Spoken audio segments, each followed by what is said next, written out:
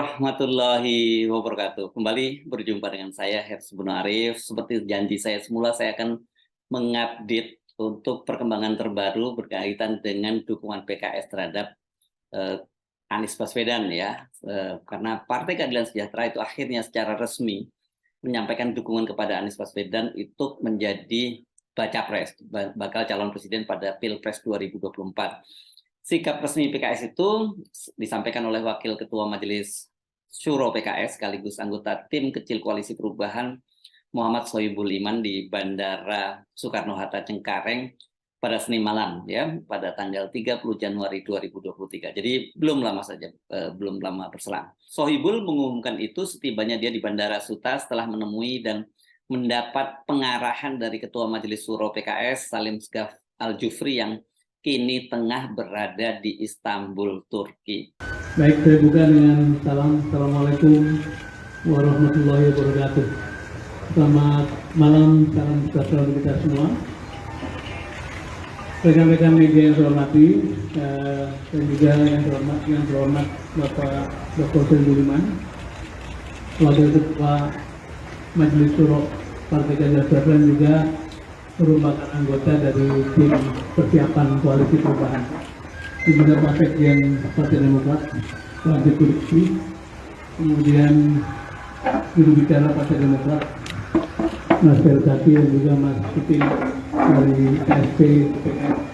Kemudian segera menyusul Pak Yusuf. Semula ingin hadir juga Pak Jang dari Nasdem, tapi karena beliau ada memimpin rapat banyak berlanjut sampai beliau hadir. Dan Pak Willy sedang menemani Pak Anies ada di teman-teman sekalian. Sebagai pengantar sedikit saja ingin saya sampaikan bahwa pada Jumat malam setelah berkegiatan bersama dengan tim Koalisi Perubahan di kediaman Pak Anies, satu tim kecil yang terdiri dari Pak Sohibul Iman, kemudian Bapak Isita dan saya sendiri diutus berangkat ke Istanbul untuk menemui Bapak Ketua Majelis Syuro PKS Dr. Salim Segaf Al-Jufri, dan juga bertemu dengan Presiden PKS Bapak Ahmad Saiku. Tujuannya adalah mensinkronkan langkah-langkah sekaligus memberikan update mengenai perkembangan politik terakhir. Dr. Muzamil untuk memperoleh pandangan atau saran-saran dari kedua beliau tersebut sebagai pimpinan PKS. Mengapa kita menyusul ke Istanbul? Karena beliau-beliau dalam perjalanan menunaikan tugas di berbagai negara Eropa, kemudian akan bersambung dengan umroh.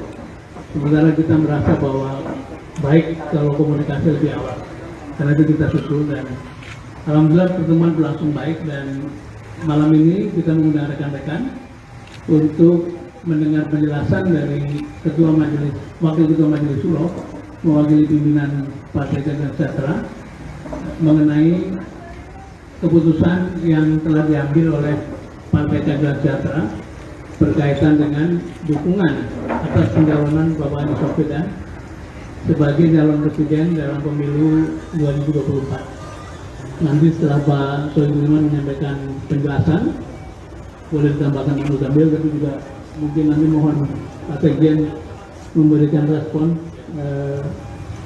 sesuai dengan keperluan.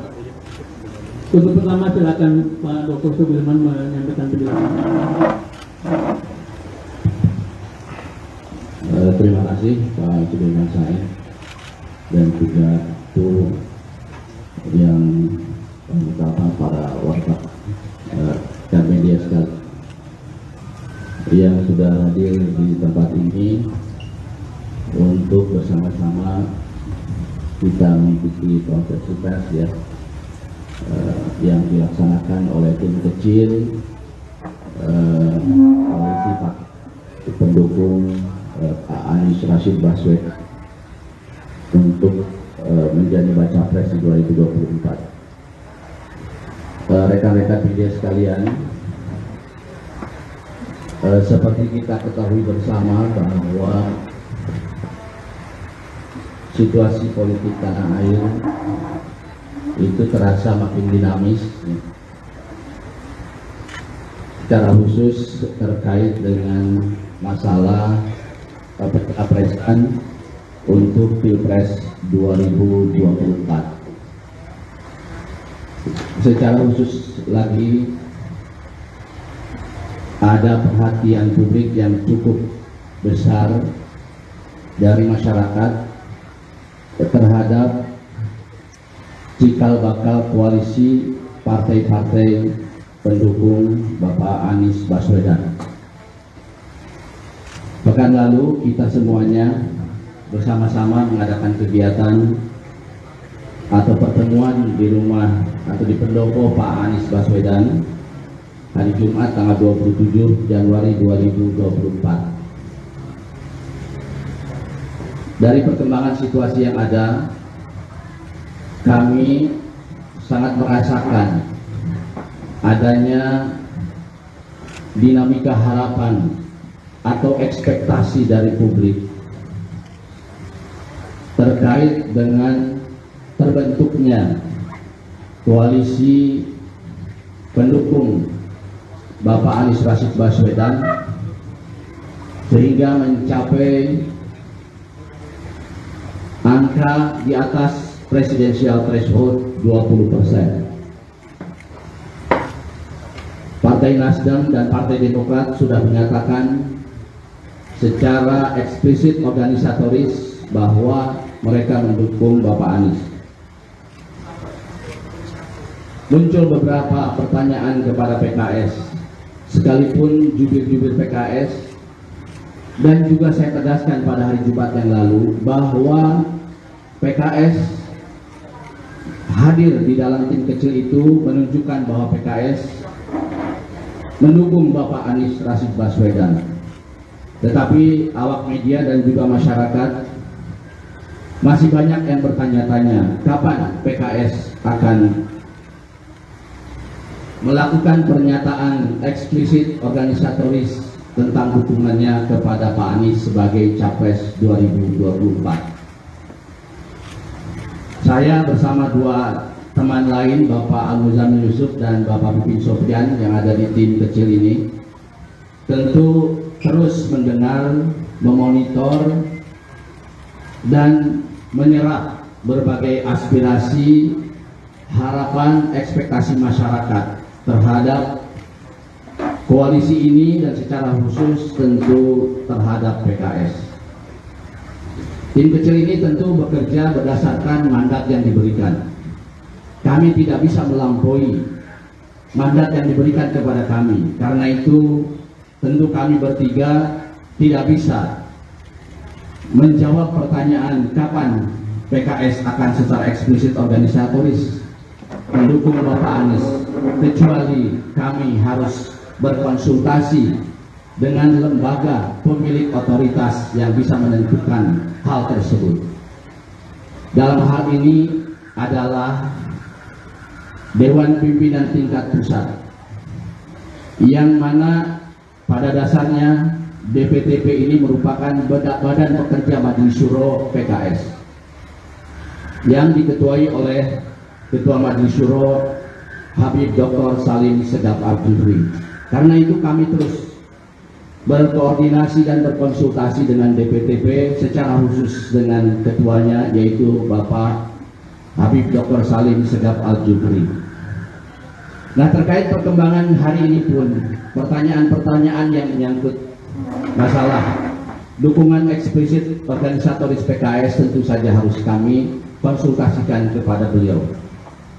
Nah, atas dasar itulah maka kami pada hari Jumat 27 Januari malam hari ya, take off sekitar 21.40 ya Pak Dirman, kami pergi ke Istanbul karena kebetulan tadi sampaikan Pak Dirman juga Ketua Majelis Syuro PKS dan juga Presiden PKS sedang ada dalam rangkaian perjalanan tugas mereka yang juga nanti akan melaksanakan ibadah umroh. Nah, karena itu saya sebagai Ketua Tim PKS di dalam tim kecil ini, saya berangkat ke sana ditemani Bapak Sudirman Said untuk berdiskusi dan berkonsultasi dengan Habib Dr. Salim Segaf Al-Jufri di sana. Alhamdulillah kami tiba pagi hari di sana dan kemudian malam hari kami bertemu dengan beliau dan kami mengadakan diskusi. Di sana ada juga Presiden PKS Bapak Ahmad Sayhu. Kami diskusi cukup panjang, ya dimulai sekitar jam 19 waktu sana, kita berakhir sekitar 01 ya dini hari di sana. Alhamdulillah pertemuan dan konsultasi berjalan sangat baik. Nah, Bapak Ibu sekalian, dari diskusi-diskusi tersebut dan konsultasi tersebut, saya mendapatkan pesan dari mereka berdua untuk disampaikan kepada keluarga besar PKS secara khusus dan juga kepada masyarakat Indonesia secara umum. Nah, karena itulah saya dalam kesempatan ini ingin menyampaikan dua pesan penting dari Ketua Majelis Syuro PKS Dr. Habib Salim Segaf Al-Jufri, yaitu yang pertama, sebagaimana ditunjukkan dalam tim kecil koalisi partai-partai pendukung Anies Rashid Baswedan, PKS konsisten menjadi bagian dari koalisi partai-partai pengusung Anies Rashid Baswedan tersebut di Pilpres 2024, sehingga koalisi ini memenuhi presidential threshold 20%.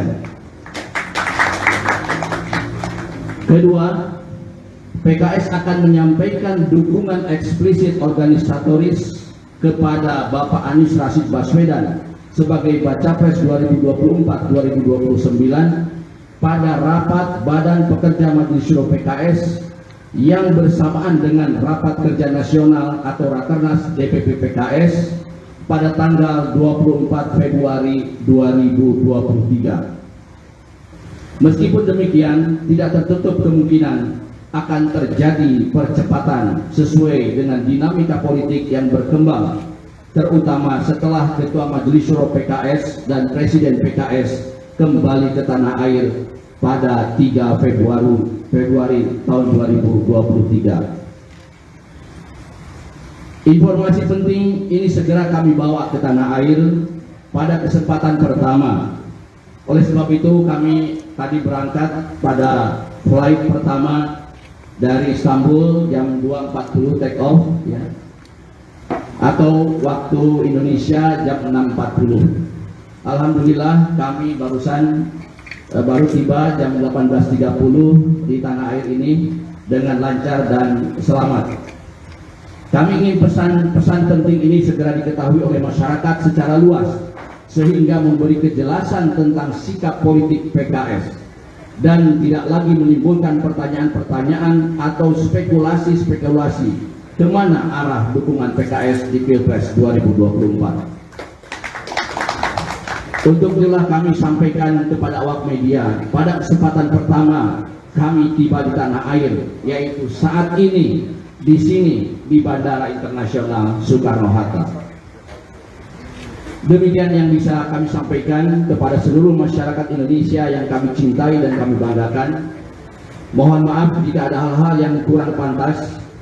Tidak ada niat sedikit pun dari kami membuat tidak nyaman siapapun. In uridu ilal islah mastata'tu.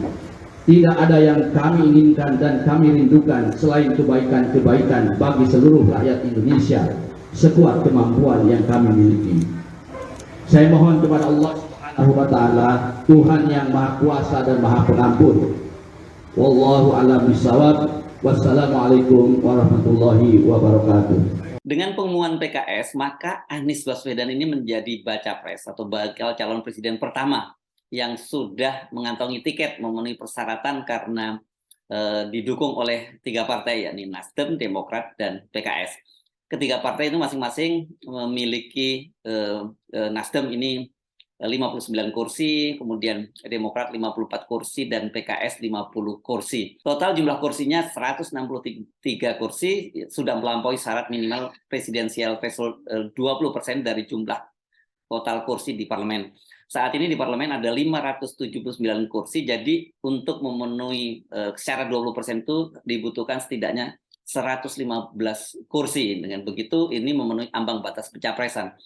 Keputusan PKS secara resmi mendukung Anies bergabung dengan Nasdem dan Demokrat ini menjadikan konstelasi politik ini akan bakal berubah. Dipastikan partai-partai lain juga ini akan segera bergerak untuk membentuk koalisi, atau bahkan sangat mungkin ada partai lain yang bergabung dengan koalisi pendukung Anies Baswedan. Jauh ini kan yang telah terbentuk itu, sementara yang paling pertama kita tahu adalah KIB, ya, ini terdiri Koalisi Indonesia Bersatu, yakni Golkar, Partai Amanat Nasional, dan P3, yang sebenarnya ini koalisi yang rapuh, ya, kohesinya, karena koalisi ini kan belum dibentuk, itu ini ada peran Presiden Jokowi di situ, ya. Mereka ini partai yang disandra oleh pemerintahan Jokowi. Kemudian koalisi lain itu adalah Gerindra dan PKB. Namun sampai saat ini dua koalisi itu belum sampai kepada putusan siapa baca pres yang akan mereka dukung. Di KIB misalnya itu PAN dan P3 itu sudah menyuarakan mengusung Ganjar Pranowo, Gubernur Jawa Tengah, sebagai calon presidennya. Sementara Golkar tetap bersikeras untuk mengajukan Erlangga Hartarto. Nah, sementara kalau Gerindra dan PKB, meskipun sudah secara resmi Gerindra mengajukan nama Prabowo, dan itu kelihatannya sudah harga mati, tapi sampai sekarang kelihatannya mereka belum sepakat dengan siapa cawapres yang akan diusung, yakni Muhaimin Iskandar yang disodorkan oleh PKB. Karena sampai sekarang meskipun mereka sudah membentuk koalisi, membentuk sekber, tetapi tetap belum bisa mengumumkan siapa yang menjadi capresnya. Sementara berbeda dengan koalisi perubahan ini, Nasdem, Demokrat, dan PKS, mereka sepakat mendukung capresnya. Sementara nanti siapa yang akan menjadi bacawa presnya itu akan dibicarakan lagi lebih lanjut. Tapi yang penting sekarang memenuhi dulu syarat 20% presidensial threshold, dan Anies sudah resmi menjadi calon presiden mereka. Nah, PKS rencananya nanti akan mengumumkan, tadi disebutkan akan melakukan deklarasi itu sekitar pada bulan Februari, tapi bisa kemungkinan dipercepat gitu, ya, tadi disebutnya. PDIP ini yang juga bisa mengusung sendiri baca presnya, namun tampaknya ini nggak mungkin kalau PDIP sendirian, ya. Dia berani mengusung calon presiden sendirian tanpa koalisi dengan partai-partai lainnya. Karena jujur saja kalau dari sisi elektabilitas kan perolehan kita berdasarkan pada pemilu 2019, perolehan suara dari PDIP ini nggak sampai 20%, ya. Dia cuma 19, sekian gitu. Sementara jumlah kursinya memang melampaui syarat 115% kursi di parlemen. Jadi pengumuman PKS ini dipastikan akan membuat situasi politik semakin dinamis. Pengaruhnya yang saya pikir yang paling dekat itu adalah berkaitan nanti dengan reshuffle kabinet yang spekulasinya akan diumumkan pada hari Rabu tanggal 1 Februari atau bertepatan dengan hari Rabu PON. Ini tinggal 2 hari lagi. Apakah dengan pengumuman PKS ini kemudian Pak Jokowi akan tetap melakukan reshuffle dan menendang Partai Nasdem dari kabinet seperti yang diharapkan oleh Partai Demokrasi Indonesia Perjuangan? Ini saya kira mesti dikalkulasi ulang kembali. Saya Hersbun Arif, sampai jumpa lagi. Assalamualaikum warahmatullahi wabarakatuh.